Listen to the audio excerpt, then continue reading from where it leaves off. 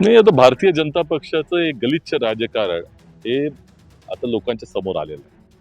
आणि मला असं वाटतं की सुशांत सिंगच्या मृत्यूचा त्यांनी आपला राजकीय उपयोग केला. महाविकास आघाडी सरकारला बदनाम करण्यासाठी केला.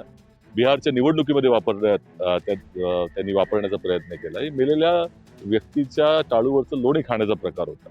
आणि यापेक्षा गलिच्छ बाब कुठली असू शकत नाही की इतक्या राजकारणासाठी सगळ्या राष्ट्रीय तपास यंत्रणांचा ईडी असेल, सीबीआय असेल, एनसीबी असेल, या सगळ्यांचा उपयोग केला गेला. त्यांची बदनामी करण्यात आली. मुंबई पोलिसांसारख्या जागतिक एक जी संस्था जी आहे, प्रतिष्ठीय संस्था आहे, तिची बदनामी करण्यात आली. रिया चक्रवर्ती सारख्या ज्या सामान्य व्यक्ती आहेत त्यांना त्याच्यामध्ये भरडण्यात आलं. सुशांत सिंगच्या नातेवाईकांना भरडण्यात आलं आणि हे सगळं राजकारण केवळ महाविकास आघाडी सरकारला बदनाम करण्याकरता केलं गेलं होतं. ते अत्यंत गंभीर आहे. एम्स सारखी संस्थेनं रिपोर्ट दिल्यानंतरही तुम्ही इतके दिवस लावताय. 4.5 वर्ष एखादी संस्था घेते क्लोजर रिपोर्टसाठी. कशासाठी? तर भारतीय जनता पक्षाला त्रास होऊ नये, भारतीय जनता पक्षाची जी राजकारण यशस्वी व्हावं यासाठी सीबीआय लागलं होतं.